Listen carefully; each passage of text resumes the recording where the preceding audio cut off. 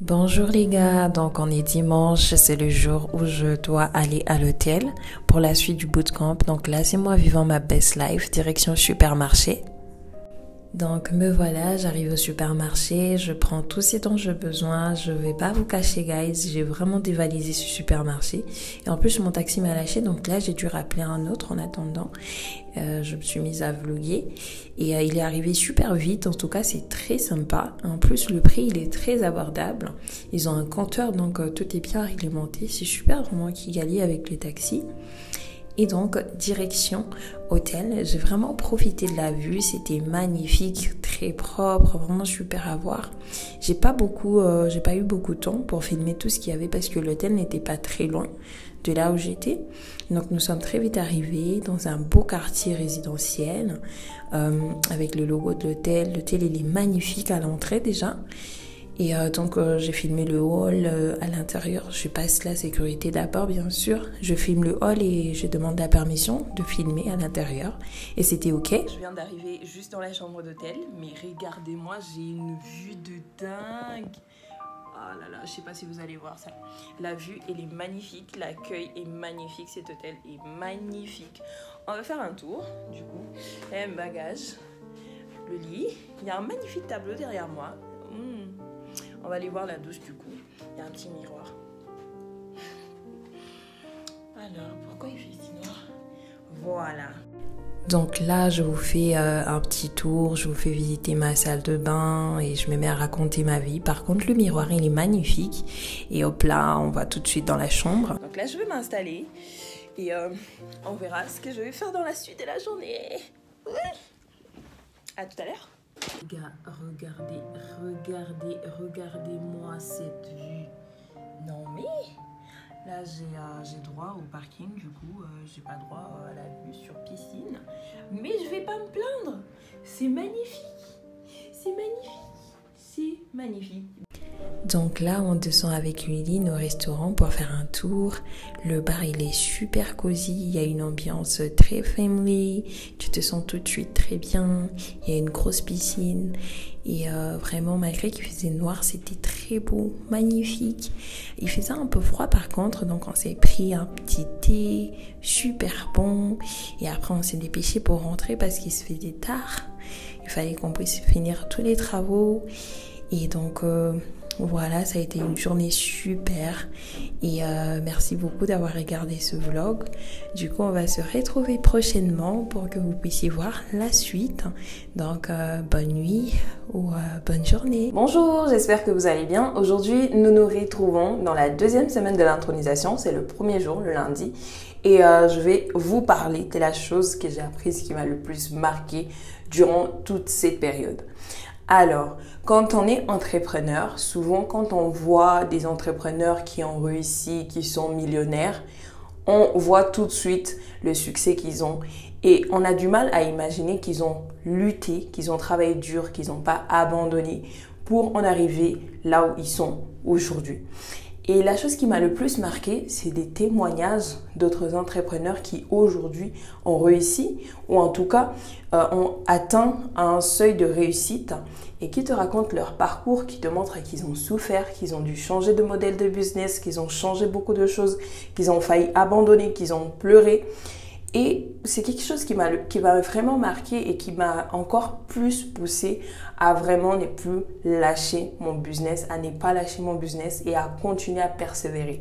Parce que ce que j'ai appris, c'est que la réussite est dans la persévérance dans le bon chemin. Quand tu travailles intelligemment et tu persévères, tu ne laisses pas tomber, quand tu apprends de tes erreurs et tu avances, c'est ainsi que tu auras un business qui va avoir du succès.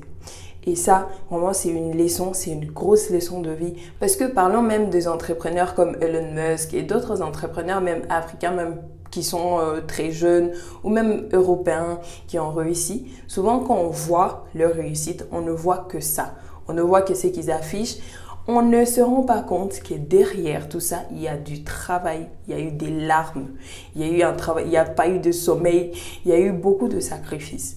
Et ça, c'est une grosse leçon que j'ai apprise. Donc, Il faut persévérer, ne rien lâcher, travailler intelligemment et apprendre de ses erreurs. Et en plus de cela, j'ai aussi appris qu'il est très important quand on est un entrepreneur de prendre soin de sa santé mentale. Parce que tout se passe souvent dans la tête des entrepreneurs. Et si dans ta tête, tu ne dors pas assez, tu ne prends pas soin de ta santé mentale, bah, tu vas vriller. Tu vas vriller. Et voilà ce qui m'a le plus marqué durant cette période d'induction parce que honnêtement, le fait de ne pas abandonner, le courage, la persévérance, c'est l'essence. C'est l'essence d'un entrepreneur. C'est ce qui fait tourner sa machine. Parce que sinon, on laisserait tous tomber. Donc, j'espère que vous allez rester là, vous abonner sur tous les réseaux sociaux d'Andisha Prize pour suivre la suite de nos aventures et que vous n'allez pas hésiter de postuler à votre tour. Merci. Bye. Bonjour, je m'appelle Mariana et je suis une Andisha Fellow 2022. Alors aujourd'hui, je vais vous parler de mon pitch. Donc aujourd'hui, j'ai fait une présentation de mon business. J'ai expliqué qui est mon client type, ce qu'ils recherchent, ce qu'ils évitent, qu'est-ce qu'ils veulent avoir quand ils viennent dans ma boutique. Et au début, j'étais très nerveuse. Je me demandais comment ça va se passer. J'appréhendais en fait parce que j'ai travaillé toute la nuit et donc j'ai stressé un peu au début. Je me disais voilà, il faut que ce soit parfait, il faut que ce soit bien fait, il faut que ce soit voilà.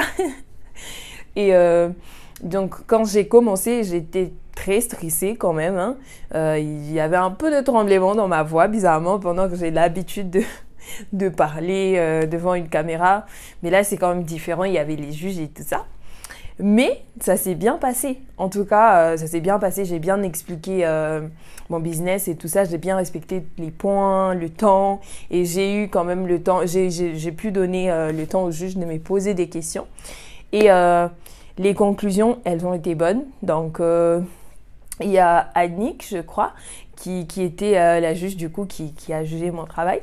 Et elle m'a dit que ma présentation était bien faite, que j'ai bien expliqué mon projet, que je comprends bien mes clients, que je sais ce qu'ils veulent et je leur donne ce qu'ils veulent. Et elle m'a posé une question pour savoir, quels sont les challenges que j'ai quand je rencontre, quand j'aurai beaucoup de clients, qu'est-ce que je ferai, quels sont les problèmes que je rencontrerai.